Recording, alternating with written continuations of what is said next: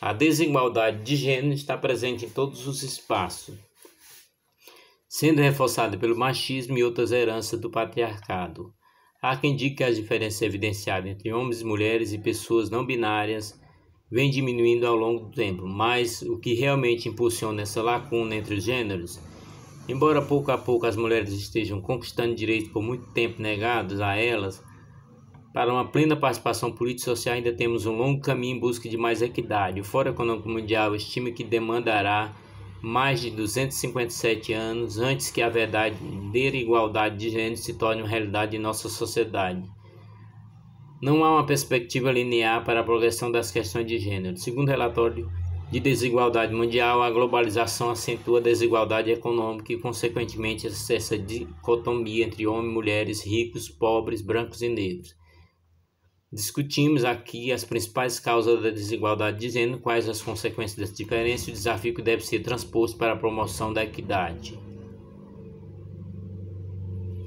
Acesso desigual à educação, uma das principais causas da desigualdade de gêneros. Em todo o mundo, as mulheres ainda têm menos acesso à educação do que os homens, embora em alguns países a continuidade no processo de ensino seja mais evidenciada entre mulheres. Isso justifica um nível mais alto de instrução para o gênero feminino no Brasil. Segundo dados do IBGE, Estatística de Gênero, Indicadores Sociais das Mulheres no Brasil, as mulheres são 4,3 mais instruídas em relação aos homens, mas isso não impede a evidente desigualdade salarial. Em todo o mundo, 25% das mulheres jovens entre 15 e 24 anos não terminam a escola primária. Esse grupo representa 58% das pessoas que não concluem o ensino fundamental e quase 70% das pessoas analfabetas. O acesso igualitário à educação é premissa básica para a mudança desse contexto. O ensino de qualidade aumenta as chances de boas oportunidades de trabalho e principalmente da percepção social de que ser feminino pode ocupar qualquer posição na sociedade. Falta de equidade no mercado de trabalho. Como consequência de vários aspectos históricos, estruturais e sociais, assim como a limitação das chances de aprendizagem, as mulheres também são privadas de boas oportunidades no mercado de trabalho. Isso impacta diretamente na percepção da importância da atuação feminina fora do âmbito doméstico para o alcance de uma condição social mais libertária. Soma-se a isso a maternidade, que restringe a atuação feminina no mercado de trabalho até que os filhos alcancem idade escolar. Ainda impacta o tempo dedicado ao seu próprio crescimento profissional, aspecto sobre o qual falaremos. A segregação é outro motivo evidente para essa dicotomia.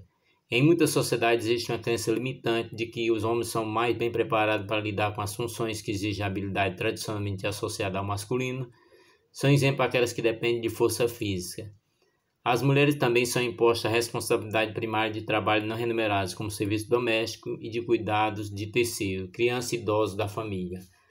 Todos esses fatores contribuem, portanto, para a menor participação das mulheres na força de trabalho remunerada. Com a forma de minimizar essa disparidade e até aumentar sua atuação no mercado, muitas mulheres aceitam a oportunidade de emprego de tempo parcial. Isso também limita seu poder de renda e de exigência de direitos previdenciários. Falta de proteção legais. De acordo com a pesquisa do Banco Mundial, mais de 1 bilhão de mulheres não têm proteção legal contra a violência física, sexual ou patrimonial em âmbito doméstico. Isso impacta significativamente na capacidade feminina de conquistar espaço, seja para ter mais liberdade, seja para obter vantagens já muito negadas em contextos profissionais. Em muitos países ainda falta proteção legal contra o assédio moral ou sexual no local de trabalho, na escola e em transporte público.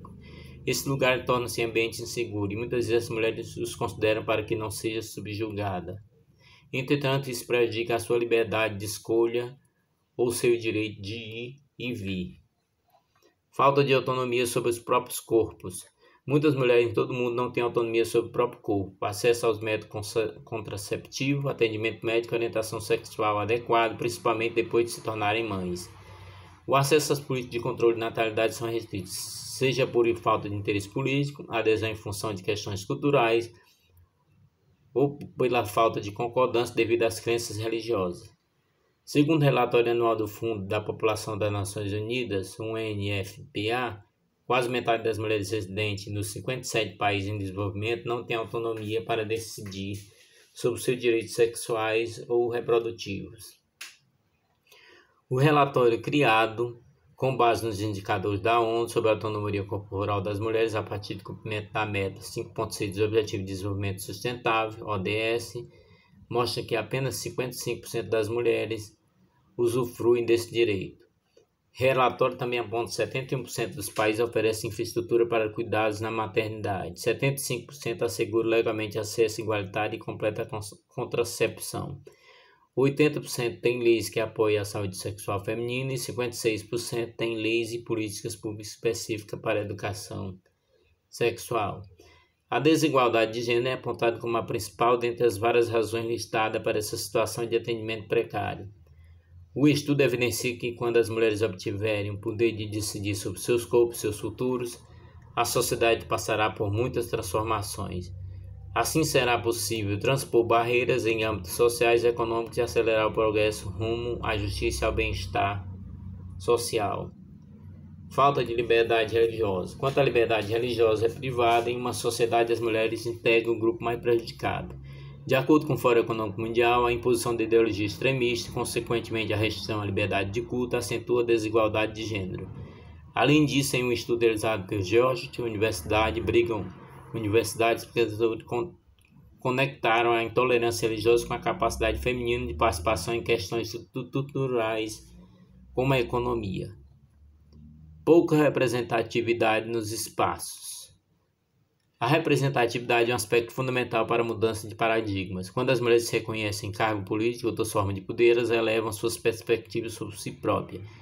Ainda em uma democracia fica mais fácil votar e aprovar políticas públicas de proteção e combate à misoginia e à violência contra as mulheres.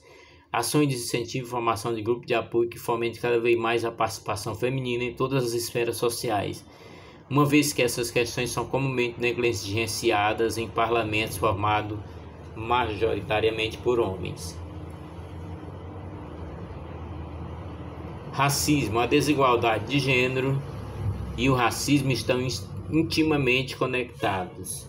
Mulheres negras ocupam subempregos, sofrem 2 vezes a discriminação, são ignoradas, têm menor poder de decisão, ganham salários menores, precisam negligenciar a atenção aos seus próprios filhos. Essas mulheres são marcadas pela ingerência política, ocupam espaço periférico, têm pouco ou nenhum direito previdenciário, sofrem pela violência da cidade e têm um corpo marcado por lutas sem fim. O combate ao racismo também favorece a igualdade entre os gêneros, por isso é preciso criar ferramentas para a conscientização de toda a sociedade.